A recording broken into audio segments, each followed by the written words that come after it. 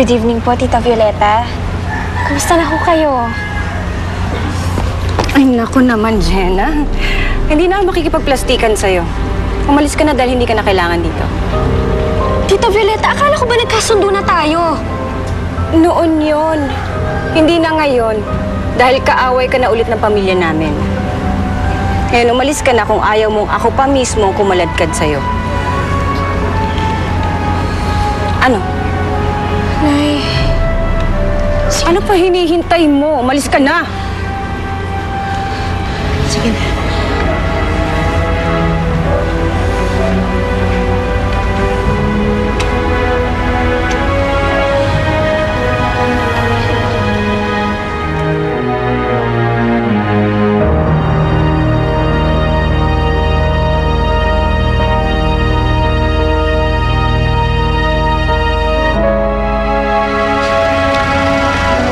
Ikaw naman, kung ayaw mo rin mapaalis ka dito, titigilan mo na pakikipagsabuatan kay Jenna. Dahil kung itutuloy mo pa ang ginagawa mo, baka hindi ka lang mawala rito. Baka tuluyan ng manahimik ang buhay mo. Bakit ba ayaw mo kay Jenna? Bakit lahat gagawin mo para mawala lang siya sa buhay mo? Lahat gagawin? Bakit? Ano bang alam mo na ginawa ko para mapaalis si Jenna? Di ba, nilagyan mo ng gamot yung pagkain niya noon? Kaya muntik na mamatay ang anak ko? Yun lang ba alam mo? Oo. At huwag mo na ulit pagtatangkaan ang anak ko. Dahil kahit nahamak na tao lang ako, hindi ako natatakot lumaban sa'yo.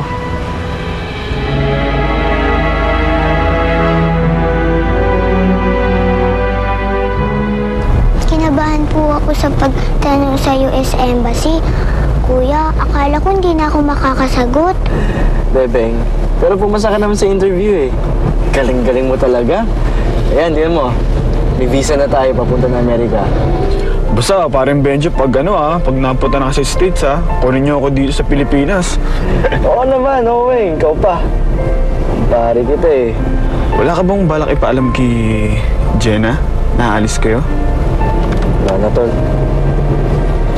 Ayoko pa magulo pa siya eh.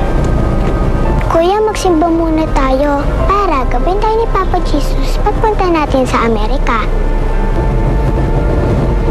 Sige. Simbahan daw.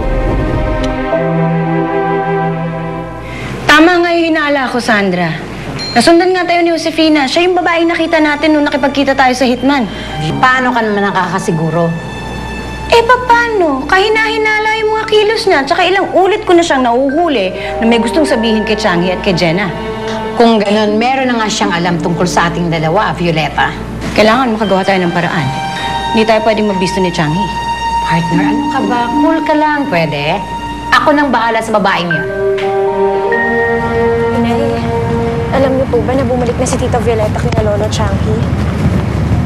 Paano mo naman nalaman yun?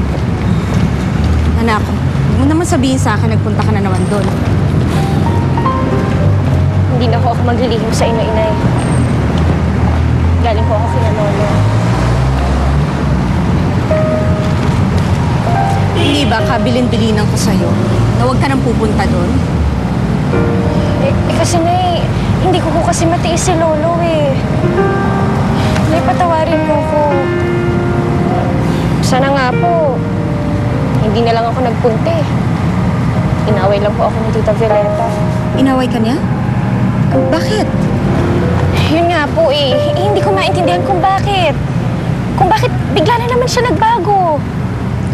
Anak, kasi yan yung napapala mo kakapunta doon. Wala akong pakialam kung bumalik na si Violeta doon sa lolo niya. Buhay na nila yun eh. Ang importante sa akin yung tayong dalawa.